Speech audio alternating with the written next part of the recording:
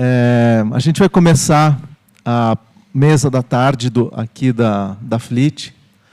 Agradeço a Cristina pela criação e concepção e a presença de todos vocês também. E vamos falar sobre Cazuza, que é um assunto que nunca se esgota. E vamos falar hoje sobre um projeto muito bacana feito pelo Ramon Nunes Melo, que é um poeta, escritor, organizador, professor, ensaísta, que, de uma certa maneira, sistematizou toda a obra do Cazuza. E eu convido para subir ao palco conosco, Ramon Nunes Melo.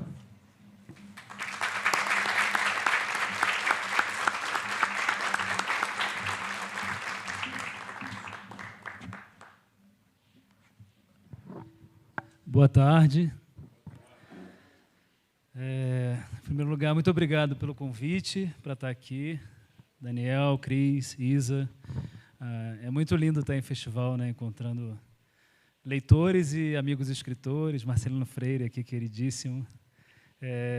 Cazuza é imenso, né? Assim, você quer perguntar diretamente alguma coisa, Daniel, antes? Acho que todo mundo tem muitas perguntas, mas eu tenho a primeira de todas, né? Que eu queria que você contasse um pouquinho para a gente, Ramon, como que surgiu a ideia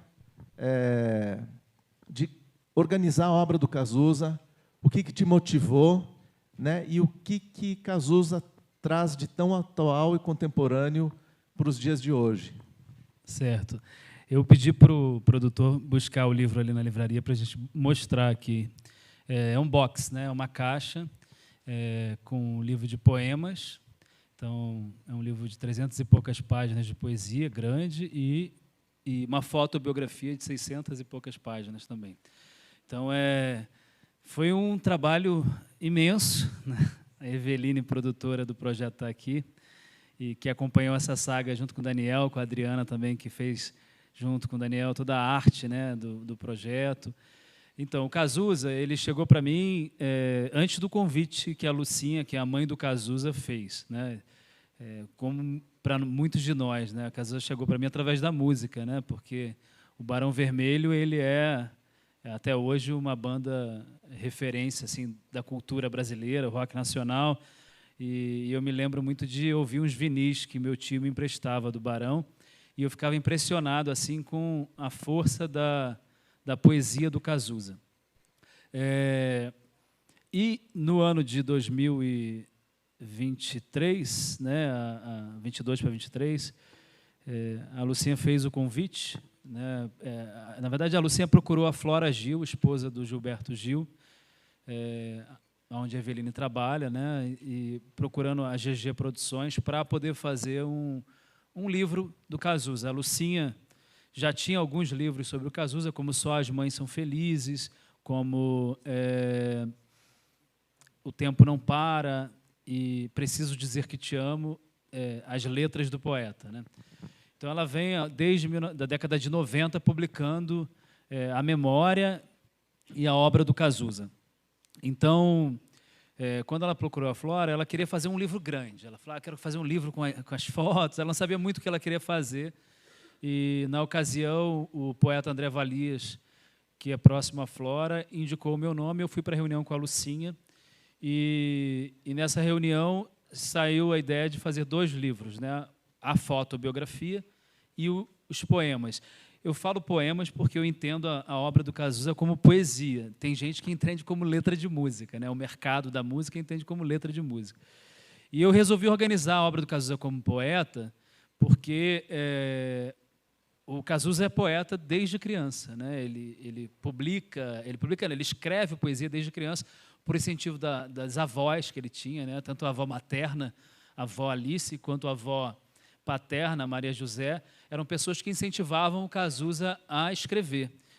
Dava máquina de escrever de presente, então ele vem escrevendo poesia desde muito cedo. Então, trazer esse livro de poesia é justamente honrar o que ele fazia já, assim, né? Porque antes dele fazer sucesso com a música, ele escrevia poemas.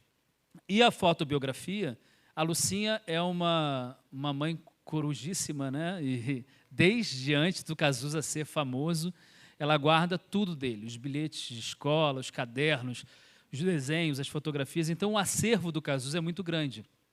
A Lucinha guarda absolutamente tudo, desde a escovinha de dente, escovinha de cabelo, roupinha de bebê, a os originais mais conhecidos como Brasil, né? Então, hoje, né, a Lucinha, quando o Cazuza morreu, ela fundou uma sociedade no Rio de Janeiro chamada Sociedade Viva Cazuza, para acolher crianças com AIDS, né? Crianças que nasciam com AIDS, que a gente chama de transmissão vertical, né? Que a transmissão é feita de mãe para filho, que felizmente hoje no Brasil está zerada essa transmissão, porque existe tratamento e outras formas de contracepção do vírus. Mas a Lucinha, durante 30 anos, ela cuidou de crianças, né? E ela fundou a Sociedade Viva Cazuza, e dentro da Sociedade Viva Cazuza, ela tinha um projeto chamado Projeto Cazuza, que ela exibia e organizava esse acervo do Cazuza. Depois, em 2016, se eu não me engano a data correta, mas ela criou em Vassouras, no interior do estado do Rio, um centro cultural Cazuza, onde tem parte do mobiliário do Cazuza, alguns objetos. E em 2023, quando ela fechou a sociedade para acolher as pessoas, ela resolveu levar todo esse material para o escritório, onde ela vai todos os dias para trabalhar. A Lucinha tem 88 anos, é onde ela cuida dos direitos do Cazuza, da organização do trabalho. E lá está esse material, assim, as letras, os rascunhos, né, datiloscritos dele. E ela guarda em casa muitos álbuns de fotografia, e são álbuns imensos mesmo, assim, mais de 50, desde ele criança até a fase famosa assim, do Cazuza. Então, Daniel, nesse primeiro contato, eu lembro quando a Eveline, inicialmente, né, assim, eu acho que eu fiquei um ano e meio, então a gente se falava literalmente todos os dias, desde as 7 horas da manhã, né, porque o trabalho foi de começar pelo livro de poesia, que é esse que está aqui. A fotobiografia eu acredito que não está aí, porque não veio. Mas o livro de poesia, e me perguntar por onde eu começo, né? Porque já tinha um livro de letras organizado, os livros da Lucinha foram feitos juntos com jornalistas, né? A Regina Echeverria, que fez com ela Só as Mães São Felizes, e Preciso Dizer Que Te Amo, que é a organização dessas letras com alguns depoimentos. E O Tempo Não Para, Cristina, eu não vou lembrar o sobrenome dela agora, posso ver depois para poder falar, mas é uma pessoa que acompanhava ela dentro do processo da Sociedade Viva Cazuza e que pegou o depoimento dela contando essa história.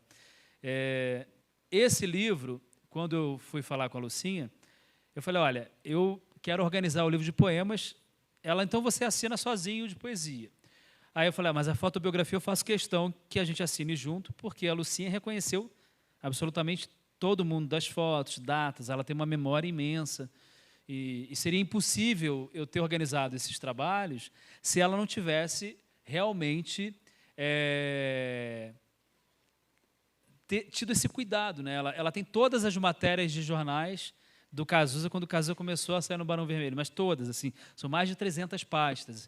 Então, foi muito precioso, porque eu pude consultar esse material, não somente para poder entender esses períodos, buscar os créditos dos fotógrafos e tal, mas para poder também entender a gênese dos poemas que foram musicados, né?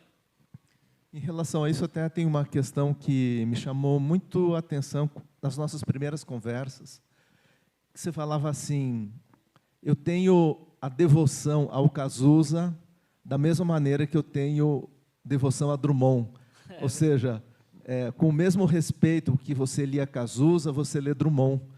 Então, eu te pergunto assim, você como poeta, um poeta sofisticado, assim que já conhecemos, em que momento que você leu a letra cantada do Cazuza e viu um efeito poético ali, né? Em que momento a poesia cantada se tornou poesia escrita? Eu acho que foi em 2011, mais ou menos. Eu comecei a publicar poesia em 2009. Eu lancei um livro de poesia chamado Vinis Mofados. E, né, em 2011, um jornalista chamado Bolívar Torres, ele foi fazer uma matéria sobre uma efeméride do Cazuza, sobre a morte do Cazuza e tal, o que significava aquilo para a geração mais nova de poetas, né? E esse depoimento que você fala, eu leio o Cazuza com o mesmo respeito que eu leio o Carlos Drummond de Andrade, é verdade mesmo, porque, de fato, o Drummond, e não é comparando, né, a produção de um e de outro, é reconhecendo a grandeza dos dois, né, assim, porque, embora o Cazuza não tenha trilhado uma carreira literária reconhecida, né, e nem acadêmica, é inegável a força da poesia dele, que até hoje a gente canta, né, e ele, não só como poeta, mas como um cronista do país, né, ele faz um retrato da geração anos 80 muito grande, e é imenso, e ele não seria, eu acredito, né, reconhecido como esse grande, entre aspas, letrista, como é conhecido dentro da música brasileira, se ele não tivesse essa relação legítima com a poesia, se ele não fosse um leitor. Você tem uma ideia, o Cazuza, ele era, assim, ele lia os poetas da geração dele, anos 70 ali, então, Chacal, Ana Cristina César, o Ali Salomão, a geração anos 70, 80, o Cazuza acompanhava e lia, e quando ele era adolescente, o primeiro porre do Cazuza foi dado pelo Vinícius de Moraes, porque ele, pré-adolescente, muito antes, ele devia ter uns 13, 14 anos, ele estudava num colégio de padres, né, o Santo Inácio, no Rio de Janeiro, o colega de turma dele era o Pedro Bial, e um dia pediram um trabalho de escola para entrevistar um diplomata que tinha abandonado a carreira para se dedicar a outra função. No caso, Vinícius era diplomata e estava reconhecido ali como poeta da geração e tal, e recebeu eles em casa. E o Vinícius sempre recebia as entrevistas deitado numa banheira com uma garrafa de uísque, tomando, e ele recebeu aquelas crianças ali, uma hora ele ofereceu o uísque para o Cazuza e para o Bial, e eles saíram de lá bêbados, foi o primeiro porre do Cazuza. E é verdade isso, essa história quem conta é a Lucinha, né? E, além disso, o Cazuza, com 15, 16 anos, ele acompanhava o Drummond pelas ruas de Copacabana, que o Drummond morava na Conselheiro Lafayette, ali em Copacabana, e o Cazuza realmente perseguia o poeta pelo bairro, assim, ficava acompanhando os passos do Drummond, porque ele era leitor do Drummond. Isso era uma coisa que faziam muito com o Drummond. Os leitores do Drummond mais jovens tinham admiração e ficavam vendo ele passear assim pela rua e tal. Então, o Cazuza tem essa relação com a poesia desde muito cedo, né? Assim, de ler, de escrever. E isso vai se fortalecendo. Ele nasce numa família que é uma família muito musical, né? A Lucinha, antes de se tornar a mãe do Cazuza, ela era a Lucinha Araújo, cantora, né? E muito antes ela era costureira, né? Ela fez o vestido de noiva de cantoras, vestidos para cantoras, como Elis Regina, ela costurava mesmo, né? E o João era divulgador de gravadora, até fundar a Som Livre, que foi essa gravadora que lançou grandes nomes, né? A Gal, o Caetano, o Gil lançou discos dessas pessoas. Então, o Cazuza, desde criança, ouvia em casa, porque a mãe também cantava, Lupicínio Rodrigues, Cartola, e via em sua casa os Novos Baianos, o Caetano, a Gal, ele convivia com essas pessoas. Então, ele, desde criança, estava ali inserido nesse meio da música, mas, de certa forma, isso também causava uma certa timidez dele expor o desejo dele de cantar, o desejo dele de estar no palco e tal. Então, o Cazuza, ele tinha uma família que incentivava as artes, né? A poesia e tal. Quando ele chega na adolescência, já ali por volta dos 17 anos, o interesse dele migra da poesia para a fotografia. Ele ganha uma Rolleiflex do pai e começa a fotografar. Então, a gente, no livro de fotos, você ajudou a tratar essas imagens, porque a gente não tinha essas imagens em alta resolução, só em baixa. Mas fotos que o Cazuza fez no bairro, com alguém da praia, ou ensaios que ele fazia com amigos e tal. E ele vai, em 79, o Cazuza nasceu Agenor Miranda de Araújo Neto. Ele tem o nome do avô paterno, Agenor. E ele odiava esse nome, né? Então, ele só passou a saber que o nome dele era Agenor quando ele foi para a escola, que fazia uma chamada Agenor, porque o pai chamava ele de Cazuza, desde a barriga da mãe. Então, quando ele vai para a escola, ele descobre que o nome dele é Agenor, e é engraçado, né? Assim, você vê os trabalhos escolares, a letrinha dele escrita Agenor e tal, e ele só passa a gostar do nome Agenor quando ele descobre que o Cartola foi registrado como Agenor, só que por um erro de registro, Angenor. Mas aí ele passa a gostar do nome que ele tinha do avô, assim. Mas respondendo essa pergunta da poesia ali, nesse momento da adolescência, ele migra para a fotografia e vai estudar fotografia nos Estados Unidos, entendeu? Porque eu fico imaginando você organizando esse livro, né, envolvido, imerso até, né, acordar e pensando em Cazuza, dormir pensando no projeto. Como foi descobrir esses inéditos? Conta para a gente como que foi essa descoberta e qual foi tua emoção de descobrir um original nunca antes publicado. É lindo, né? Assim, para a memória do Cazuza é lindo. Para mim, enquanto poeta, é muito emocionante, porque você pegar um original de uma pessoa que ninguém conhece ainda e trazer para o mundo é muito legal, né? Porque isso pode se tornar futuramente uma canção, ou então pode mudar a vida de um leitor, né? Ler aquele poema. Eu quero ler um poema dele, inédito, que tem aqui, que é um poema enorme, mas mostra muito dele como leitor, que é o Cineac Trianon, um poema grande que ele tem. E Cineac Trianon era o nome que ele dava aos encontros que, quando ele era adolescente, faziam uns encontros na casa de Serra, em Petrópolis, que era chamada Fazenda Inglesa. Então, ele reunia os amigos para cantar, para falar poesia, para tocar, para ver filme, e ele chamava esses encontros de Cineac Trianon. E Cineac Trianon é o nome de um cinema de conteúdo adulto no centro do Rio de Janeiro, na década, né, sei lá, ali nos anos 60 e tal, assim. Mas o Cazuza, ver esses inéditos é muito lindo. E esse livro, ele é uma obra inacabada, porque eu acho que deve ter muito mais inéditos do Cazuza.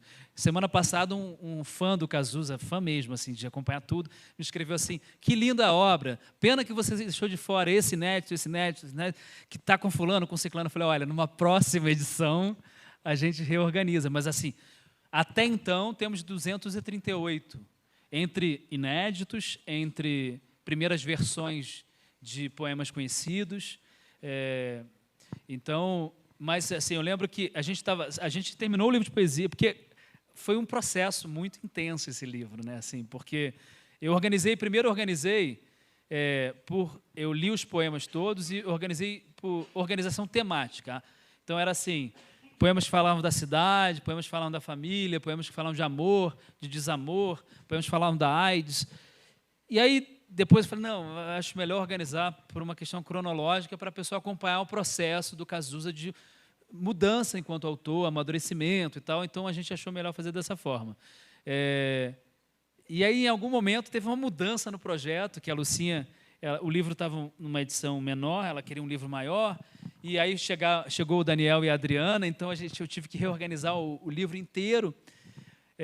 E foi muito importante, porque a gente encontrou erros, né? Então, porque é um trabalho muito minucioso, assim, de você conferir datas. Eveline foi um anjo na minha vida, porque ela me ajudou junto à gravadora, descobrir datas, porque fazendo o que a gente chama de cotejamento, a comparação do que foi publicado com o que a gente tem ali, a gente via erros de crédito, erros de ano.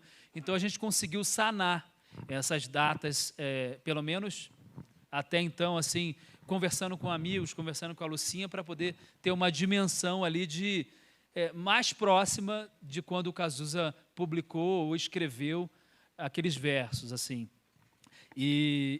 Por exemplo, eu lembro de uma ocasião que a Eveline falou assim: olha, segue essa letra aqui que veio da gravadora. Era Johnny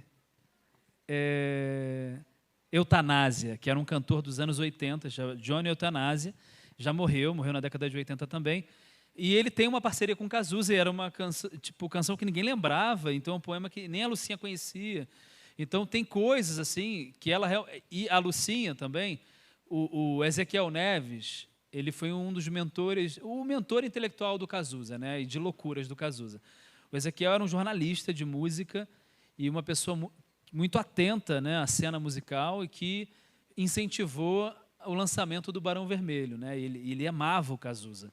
E eles trocavam muito de trocas literárias, musicais e tal, né? O Cazuza morreu em 7 de julho de 1990. O Ezequiel, se eu não me engano, é em 2010 que ele morre, tem que conferir o ano correto. Mas ele morreu na mesma data do Cazuza, Ezequiel Neves, mesmo dia. E quando ele morreu, a Lucinha recebeu uma pasta com alguns documentos, cartas do Cazuza e tal. E eu lembro que quando eu estava mexendo nesse acervo, eu falei, e essa pasta aqui? Ah, isso aqui foi do Ezequiel que chegou. E lá estavam vários originais do Cazuza, vários inéditos. Então foi muito emocionante, porque nem a Lucinha lembrava. Então, porque já tem, a gente tem 34 anos da morte do Cazuza, e ele estaria completando 66 anos. Né? Ele morreu com 32. É muito pouco tempo, né? Mas ele parece que tem uma vida, que parece que ele viveu 100 anos, assim, porque a avó dele viveu 100 anos. Vida louca, vida breve, né? Exato. E teve uma produção tão intensa de poemas e canções. E até hoje você vê que ainda é atual. Então você reconhece um grande artista pela atemporalidade da sua obra, né? Ainda hoje, Cazuza é cantado e os seus números de Spotify estão muito altos. Assim, ele é vamos dizer assim, um artista ainda muito ouvido, né? E eu queria que você comentasse para a gente, Ramon, a questão da AIDS na obra do Cazuza, né? Porque foi um dos primeiros artistas a assumir a sua condição. O primeiro brasileiro. O primeiro brasileiro, né? Seguindo alguns americanos que já tinham assumido, como Fred Mercury, né? Mas o Cazuza é o primeiro artista brasileiro que assume a sua condição. E como que você vê isso na obra dele? E essa atualidade, como é que você vê hoje em dia, quando você, por exemplo, acompanha os números do Ministério da Saúde e vê que existe ainda uma contaminação muito grande de adolescentes pelo vírus da AIDS, né? Então, muitas coisas. Assim, vou chegar nisso, vou trazer o Cazuza lá dos anos adolescentes, assim. O Cazuza sempre viveu uma vida muito livre, né? E na década de 80 as pessoas também viviam livremente até a chegada da AIDS, em torno de 81, 83. Não existe uma precisão, existem estudos que apontam que nesse período, entre 81 e 83, o surgimento da AIDS no mundo, né? Eu sou uma pessoa que vive com HIV, sou ativista e falo abertamente há 10 anos. Né? Então, é muito diferente a AIDS no momento do Cazuza na década de 80 para hoje, em 2024. Né, em que as pessoas tinham muito medo de falar abertamente da doença e não existia qualidade de vida. Né? Hoje em dia, eu tomo uma medicação que é chamada antirretroviral. Então, eu tomo a medicação e ela zera a minha carga viral, então eu posso transar sem camisinha que eu não infecto ninguém. Isso é uma revolução, que a gente chama de indetectável. Né? Isso é uma revolução. E isso me dá qualidade de vida e, consequentemente, muda o imaginário em torno da AIDS. Né? Então, eu não falo somente da morte, eu falo das minhas relações, das relações podem ser soro diferentes, quando uma pessoa é positiva, outra negativa. Falo da relação com o tempo, com os remédios. Então, existe uma mudança da década de 80 para cá e um avanço da medicação, que o Cazuza não pegou, infelizmente, né? Porque o antirretroviral ele surge em 96, Cazuza morre em 90, e ele se infectou em torno da década de 80. Então, o Cazuza, ele vai para os Estados Unidos em 79, estudar fotografia, acompanha o movimento do movimento gay nos Estados Unidos na década de 80, vai na primeira parada gay nos Estados Unidos. Ele não era uma pessoa de movimento, né? Ele não se considerava gay, até porque na década de 80 as pessoas não tinham muito essa classificação de visão, porque eram mais livres. Né? Com a chegada da AIDS, fortalece o movimento gay, e existe essa necessidade, sim, das pessoas verem a sua identidade mais afirmadas. Gay, lésbica, e tem essas letras LGBTQIA+, que é hoje, que fala dos transexuais. Então, existe essa necessidade atual, né, de a gente afirmar, porque a perseguição e o preconceito é muito grande. Então, é importante a afirmação do movimento. E, justamente, esse movimento foi importante, fundamental, eu diria, para que hoje a gente tivesse medicação gratuita de AIDS no SUS. Então, eu tomo uma medicação que, se fosse nos Estados Unidos, eu teria que pagar, e ela é muito cara. E no Brasil, hoje, tem 1 milhão de pessoas vivendo com HIV, tomando medicação. né? Isso contabilizado pelo SUS, Sistema Único de Saúde. Então, se uma pessoa hoje se infecta com a AIDS, né, com o vírus HIV, que existe uma diferença entre o vírus e a doença, né? O HIV é o vírus e eu convivo com o vírus.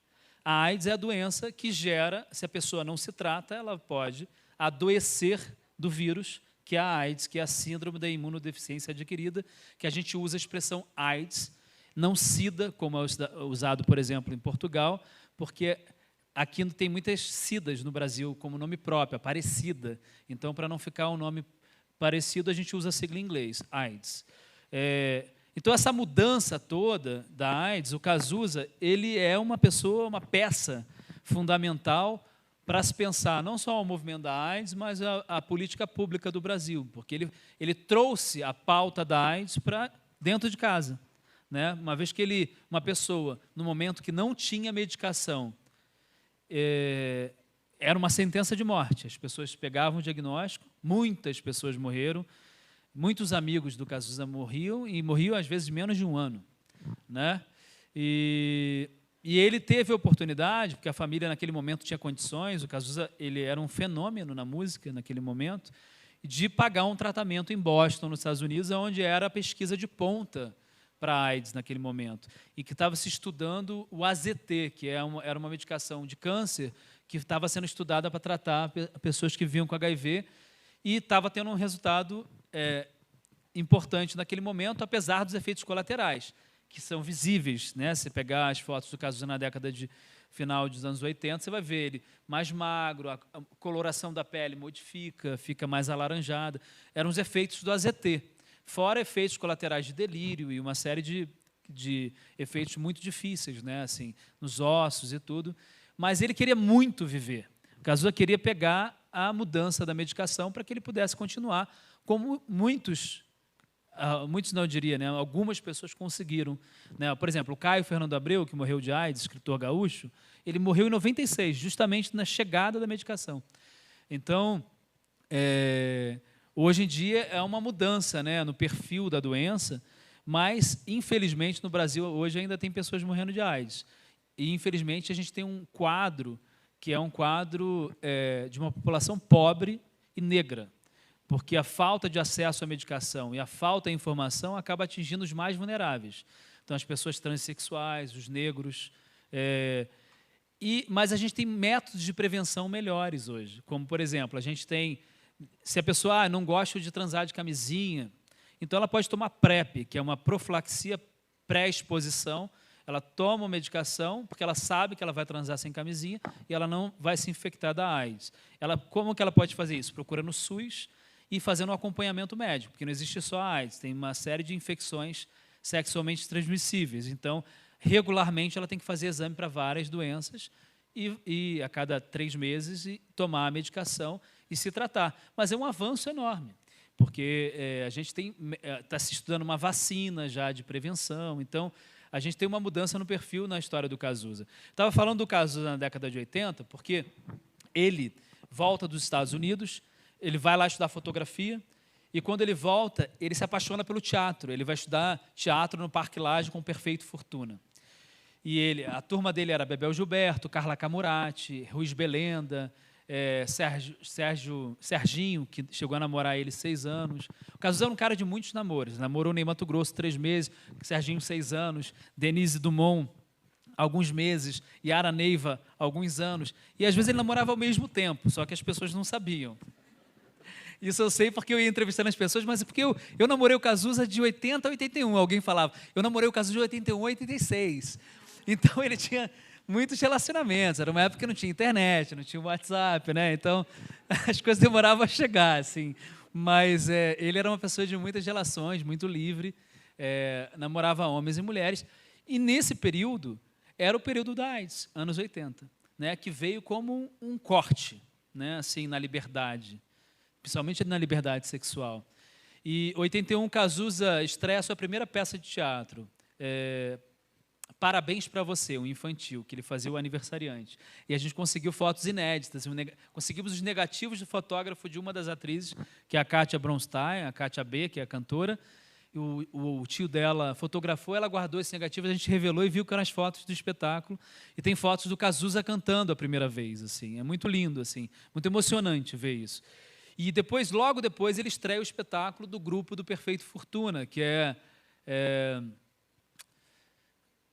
Paraquedas do Coração, o nome do espetáculo, que era um espetáculo que era uma paródia da Noviça Rebelde, que a noviça era o Ruiz Belenda, que era interpretado por um homem, e o Cazuza canta pela primeira vez nesse espetáculo.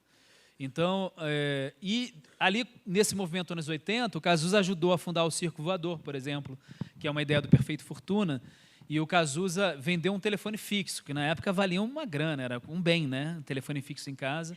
E a Lucinha soube agora. Ele vendeu o telefone? Então, o Pedro Luiz, né, o Pedro Luiz, cantor, falou, o Cazuza vendeu um telefone nos depoimentos. Ela não sabia. Eu falei, não acredito que ele vendeu o telefone. E ele vendeu para ajudar a construir a lona do Circo Voador, que foi um celeiro de muitas bandas, né? Blitz, Barão Vermelho, Kid de Abelha, a galera que se apresentava ali a primeira vez, que era um misto de circo, teatro, música, poesia, o Nuvem Cigana, o Grupo do Chacal. Então, ele se apaixona pelo teatro, mas ele faz muita amizade com o Léo Jaime, que naquela época se chamava Léo Guanabara, e o Léo foi chamado para fazer um teste para uma banda que estava começando, chamada Barão Vermelho.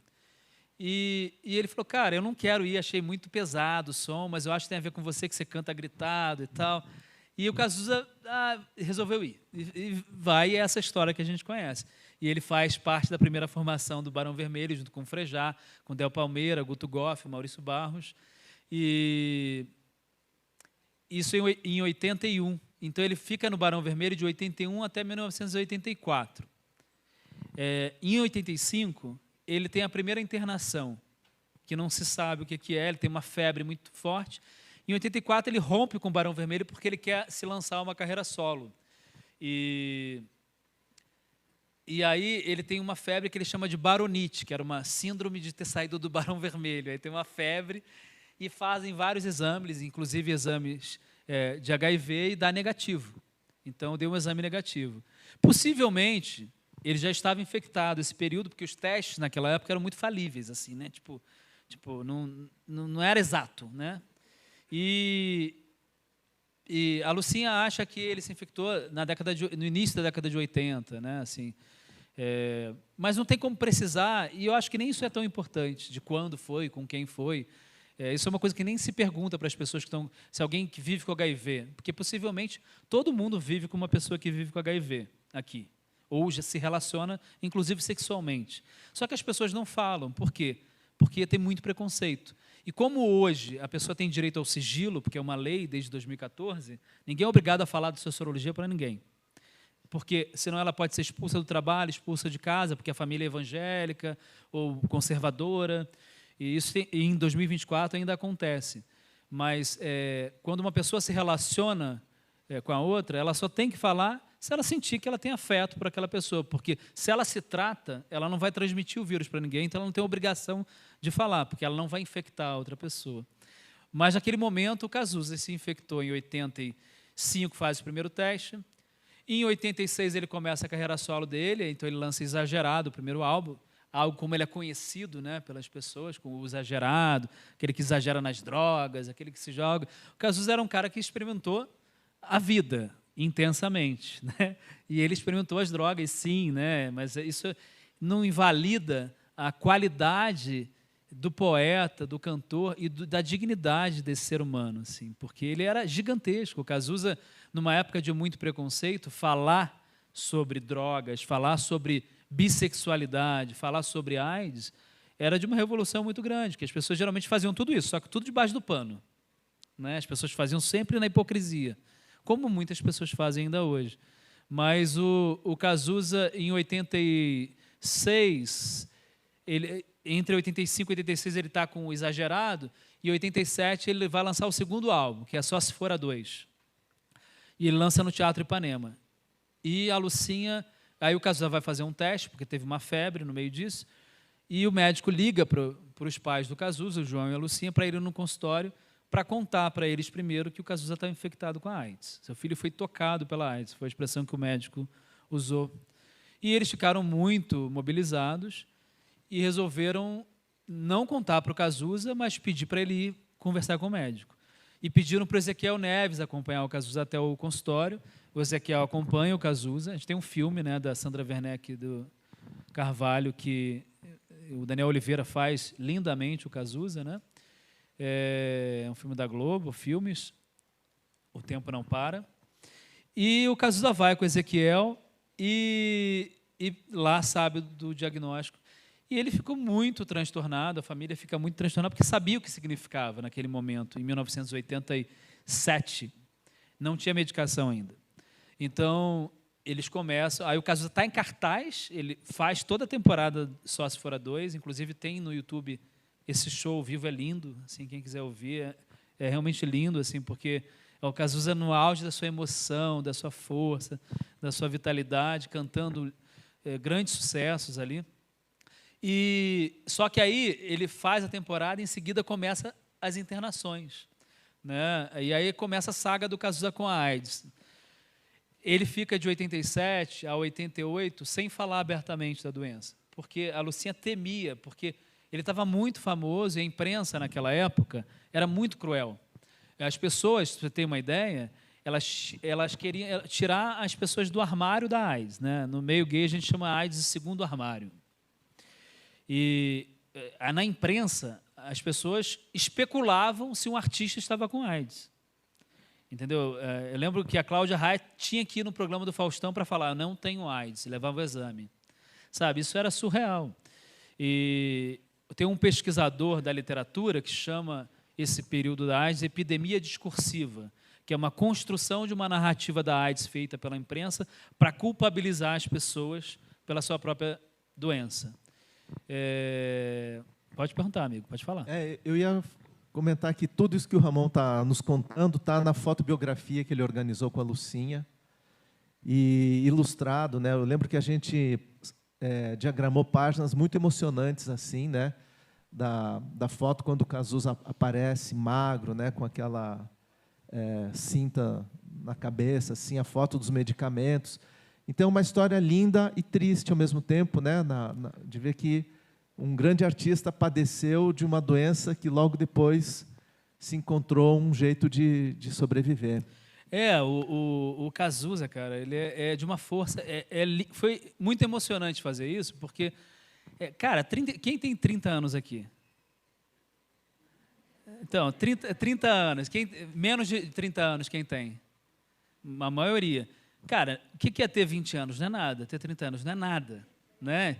E o Cazuza, com 32 anos, ele viveu uma vida que parece que viveram muitas vidas numa vida só. Você vai vendo a fotobiografia dele, a quantidade de pessoas incríveis da cultura brasileira que celebram a vida dele, a arte dele, é inacreditável, né? Então, assim, em 87, ele estava com 32 anos. Não, 32 não. 30 anos. E 29 anos ali. E ele começa a saga de ir para Boston, voltar para São Paulo, buscar tratamentos alternativos. Ele chegou a tomar sangue de cavalo numa tentativa que na época se dizia que filtrava, né, mudava. Existiam muitas crenças, né? Ainda bem que isso tudo já acabou e tem uma medicação efetiva. Mas ele foi para Boston, né, e ficou se tratando muito tempo, e aí começa um processo dele realmente emagrecer. E aí, em 88, ele é chamado para uma entrevista na Marília Gabriela, tem essa entrevista no YouTube, uma entrevista importante. Ele vai falar sobre a AIDS ali, ele é perguntado, mas ele fala que não vive com a doença. E por mais que todo mundo já soubesse, por mais que estivesse, né, explícito no seu próprio corpo, mas ele tinha direito a falar, não estou, porque ele tem que falar no momento que ele quisesse falar sobre aquilo. E a Marília Gabriela, quando termina o programa, fala, cara, seria muito importante que você falasse sobre a doença, porque você ia possibilitar que as pessoas conversassem sobre, debatessem a questão. E logo depois ele está em Nova York, porque ele ficou muito em Boston, ele ficava muito em Nova York com uma amiga dele, que é a Francisca Botelho, que é uma joalheira, trabalha com joias, né, e vivia em Nova York, e ela, Ourives, ela ela acompanhou muito essa fase do Cazuza. Ela nunca viu um show do Cazuza, porque ela só conheceu o Cazuza na fase de Nova York. Mas ela foi muito amiga dele nessa fase. E ele marcou uma entrevista com o Zeca Camargo para a Folha de São Paulo e falou abertamente pela primeira vez sobre a AIDS. Isso em 1988. E essa fase do Cazuza é a fase mais linda e produtiva artisticamente do Cazuza, porque ele faz as grandes canções que a gente conhece. E logo depois ele começa o show O Tempo Não Para, que é o show dirigido pelo Ney Matogrosso, em que ele está todo de branco. Tem um especial da Globo também que foi feito, que está na internet, que aparece ele cantando com a Simone, com o Frejá, com a Sandra de Sá. E é emocionante, você vê um artista ali no auge da sua criatividade, da sua vitalidade, da sua força, mas com uma doença que é incurável, que sabe que não tem medicação. E em 89 a barra pesa, porque a doença começa a se manifestar e as medicações passam a não fazer muito efeito, ele se interna novamente, mas mesmo assim ele produz seu último álbum, Burguesia, que é um álbum duplo, e que muitas vezes ele ia para o estúdio de cadeira de roda ou de maca e cantava deitado. E ele grava esse álbum. Pode falar. Então, a gente está se aproximando do final da mesa e eu estou vendo que tem bastante gente que talvez tenha interesse de fazer perguntas. Então, eu pediria assim, abriria agora para 2 ou 3 perguntas e depois peço para que você leia esse poema lindo do Cazuza para a gente encerrar. Legal. A mesa. Perguntas?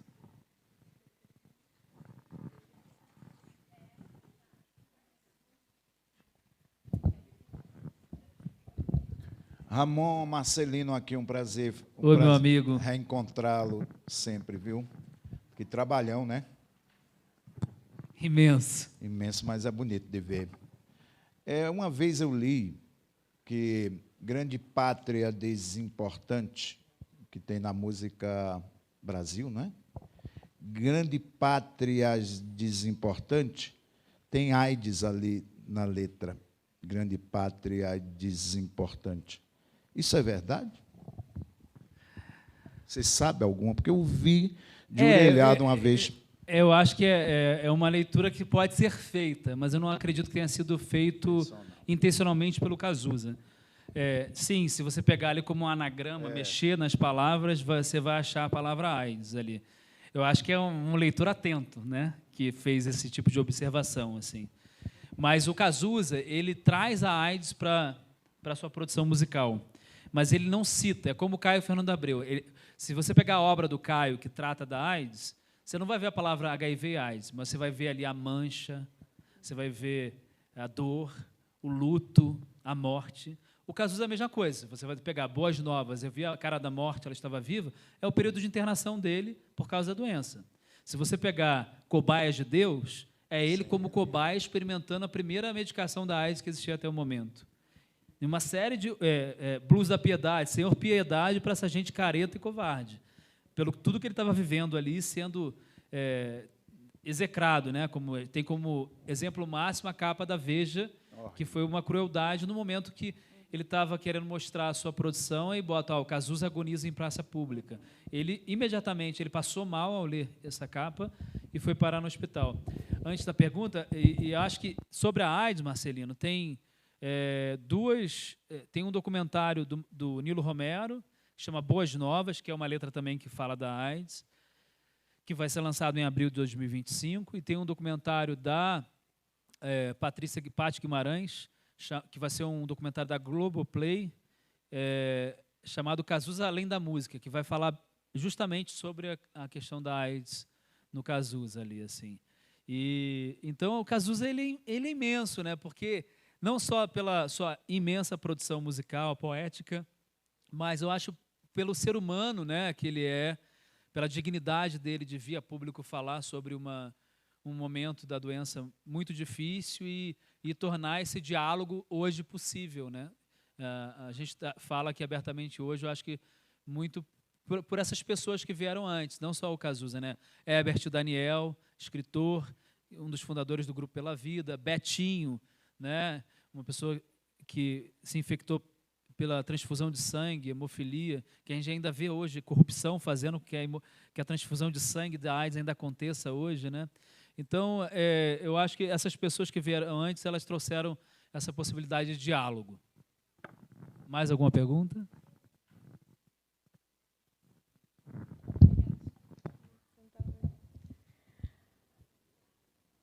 Ai, obrigado pelo livro. Daqui a pouco eu estou lá no autógrafo. Eu estou muito mexida, porque eu acho que, como várias pessoas aqui, da minha geração, da minha idade, eu não chamo Cazuza de outro jeito, assim, em casa, é o meu Cazuzinha, né? Então, assim, é o meu Cazuzinha e ponto, sabe? Então, sempre foi um poeta para mim, né? Então, assim, como ele é o meu grande ídolo, do meu marido é o Renato Russo, então um dia eu fiquei muito emocionada que a gente foi ver um show sobre a vida do Renato Russo, e o artista que estava fazendo disse: eu tive a oportunidade de conhecer o Renato, e ele disse: o meu ídolo é o Cazuza. Eu só olhava para ele, né? O teu ídolo, né, era fã do meu. Então, é um amor muito grande, assim, e um grande poeta, né, que a gente teve. Eu fico muito triste por ele não estar aqui com a gente, né? Gostaria muito que o Cazuza estivesse aqui com a gente. Ele está aqui. Nego, tá certo, ele tá. Cazuza vive, é isso aí. E o que eu queria te perguntar? Se nesse teu convívio que você teve com a Lucinha Araújo, que até na programação inicialmente ela estaria aqui, né? Eu estava com o coração assim disparado, pena que ela não pôde estar, né? Mas te pergunto se, não sei se tu teve essa oportunidade de perguntar para a Lucinha, se ela comentou com você, ele tinha, né? Se o Cazuzinha tinha essa noção assim dessa força que ele teve nesses últimos tempos da vida aqui na Terra, tá? Enquanto ele estava encarnado, assim, ele tinha noção desse potencial, dessa força criativa que veio, não sei se com a doença, né, ou se a certeza da finitude, né, como ser humano, assim, tenho que fazer, que daqui a pouco eu vou embora, ou não? Ela afirma que sim. E eu também afirmaria, estudando a obra dele e a vida dele, que sim. Porque só alguém que sabe da sua própria grandeza, eu acho que conseguiria fazer o que ele fez, assim, de se colocar para criar algo em cima de uma situação extrema, né? Eu acho que a finitude, a certeza da finitude, fez com que Cazuza quisesse criar esses versos tão potentes que a gente canta até hoje, né? E você falou do Renato Russo, eles eram amigos, né? E é engraçado porque tem um depoimento o Cazuza morreu no dia de um show da Legião Urbana no Jockey Club. E aí o Renato dedicou esse show para o Cazuza, né? Ele tem ele falando lindamente antes de começar. E o Cazuza dizia que ele tinha inveja criativa do Renato, porque ele só escreveu o Brasil porque o outro escreveu Que País é Esse?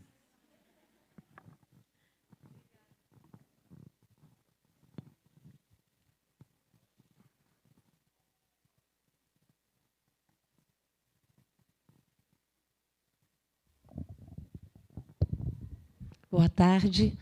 Ramon, meu nome é Maria Ângela e eu estou aqui, eu sou professora de letras, de literatura, da Universidade Federal de São João del Rei. Eu estou aqui com os nossos jovens, alguns com menos de 20 anos, outros com mais de 20 e menos de 30. Né? Quando você fez essa pergunta, eu acho que está sendo uma experiência riquíssima para eles. A gente está aqui hoje, que eu tenho acompanhado as edições da FLIT, e eu queria te dizer o seguinte, como que eu estou tocada e como que eu fico pensando como eles estejam recebendo a sua fala, que é atravessada por uma reflexão sobre a saúde no Brasil, a ética, a política, a literatura, né? Que eu penso que, quando você fala, eu reverencio, eu achei bárbaro isso, o Cazuza, como eu reverencio Drummond, e eu também vou nessa direção. E eu fico pensando nesse trabalho, que eu estou curiosíssima, esse trabalho de formiga que você fez, ao longo desses anos, com a pesquisa em acervos, que é uma das minhas paixões, né? As fotobiografias e os manuscritos, e a gente tem uma linha de pesquisa nesse sentido, não só no Brasil, mas na América Latina, que é muito forte.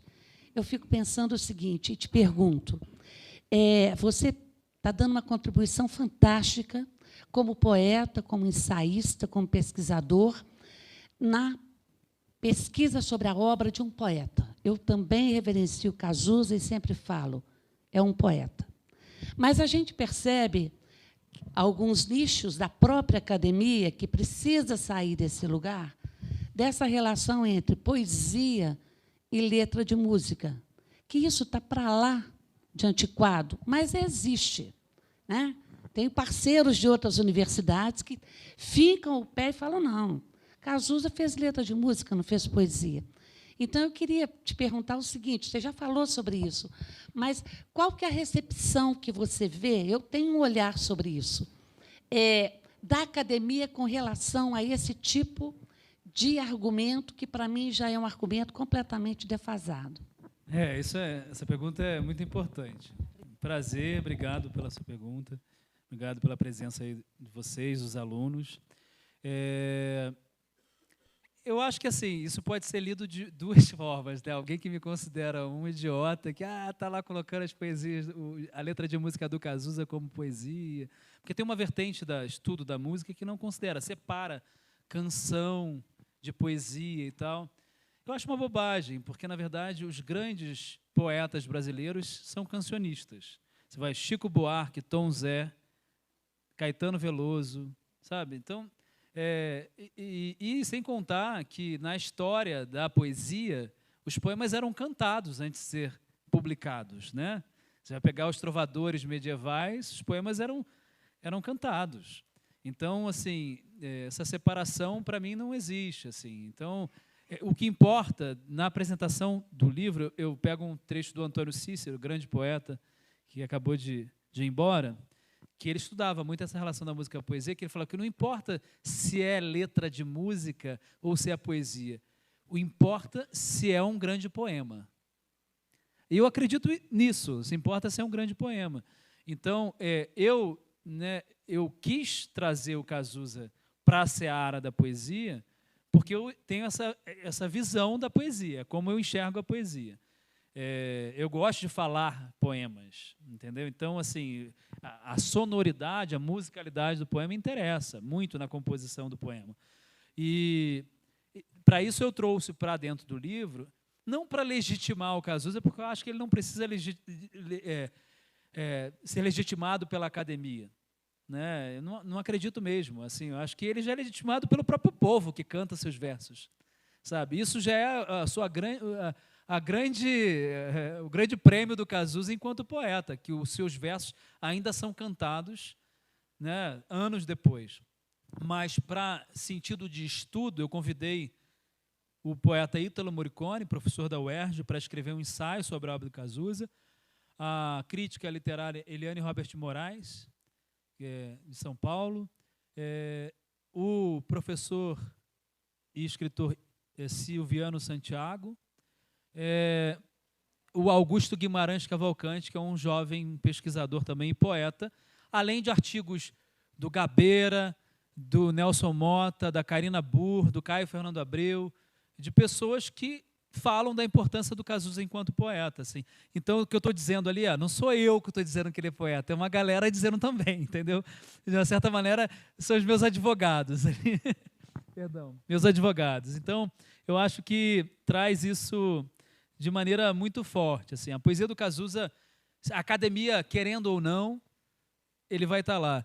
E a gente tem visto uma mudança, de certa maneira, muito lenta. Né? Por exemplo, se você olhar para as instituições literárias, nos últimos anos teve uma mudança na Academia Brasileira de Letras, que tem mais de 100 anos e que em 100 anos tem pouquíssimas mulheres. Né? Agora, recentemente, entraram algumas mulheres, como a Heloísa Buarque de Holanda, por exemplo, o Ailton Krenak, que é indígena, né? Mas falta negros, né? Faltam mais mulheres. Mas é porque a nossa sociedade não é só na literatura, né? Ela é patriarcal, branca, cisgênera, né? Então existe um lugar ainda visto dessa forma. Mas eu queria ler a poesia do Cazuza para a gente, por causa do tempo também. Não precisa não. Vou falar, Cazuza tem que ler de pé. Procurando um lugar ao sol, todas as pessoas que são jogadas na sociedade, que aprenderam desde criança que é a farsa da grana. Aonde será que elas estão indo? Te olhando assim, de repente, eu pensei.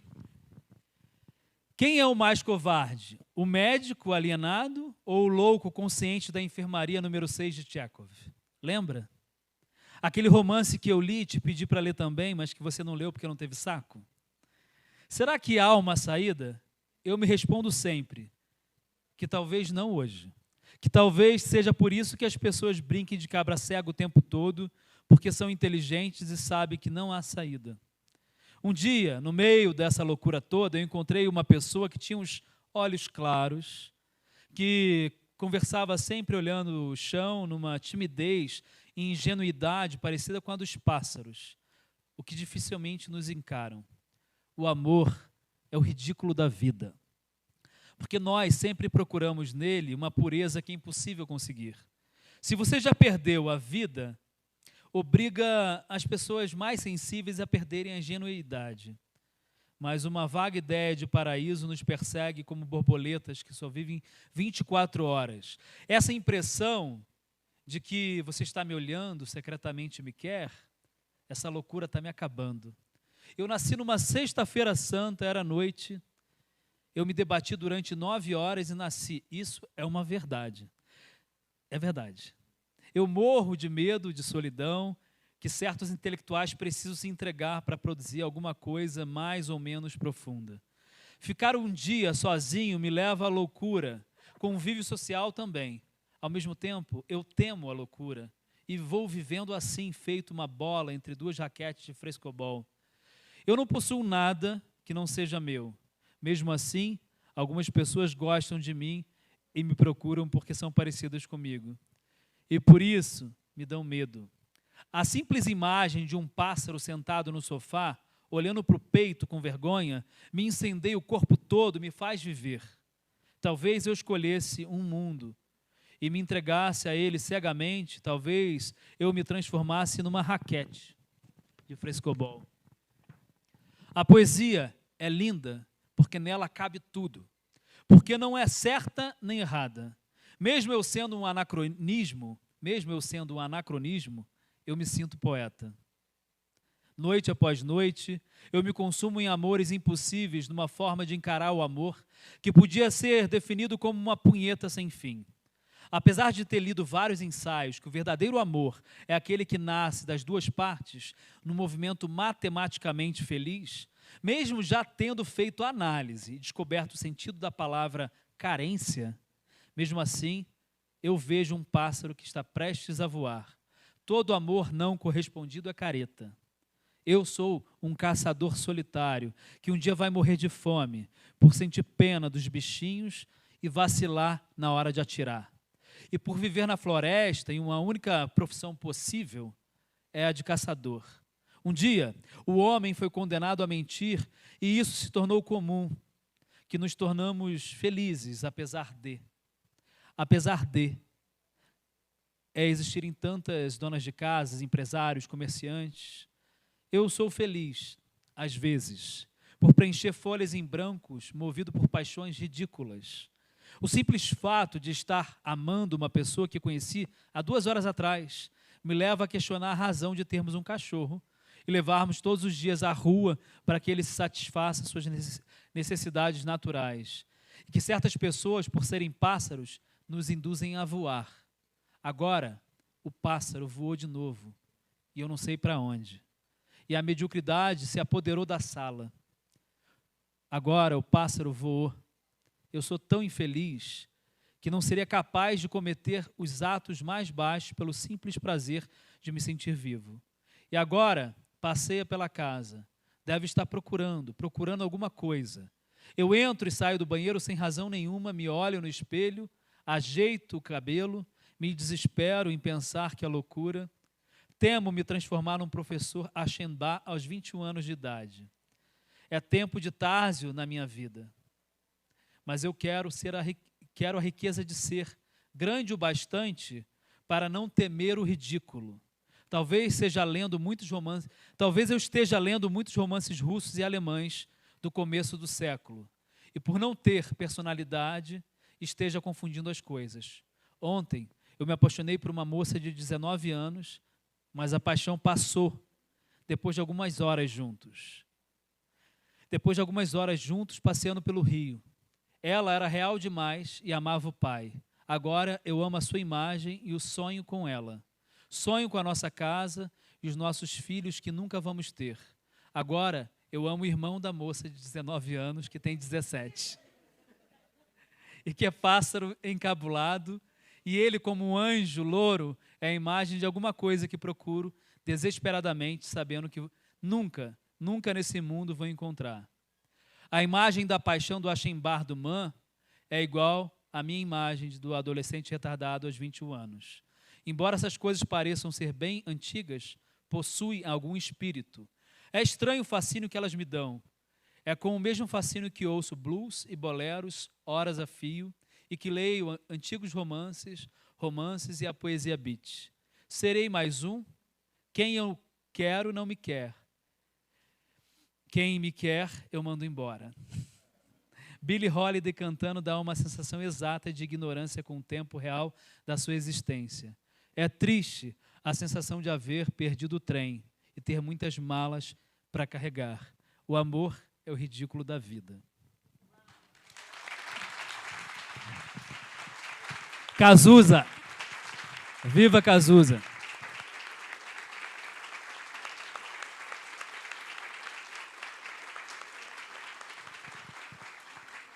Daniel, eu sei que o tempo está acabando, eu só queria pedir licença, a pedido do Marcelino Freire, eu queria falar um poema meu, que é assim: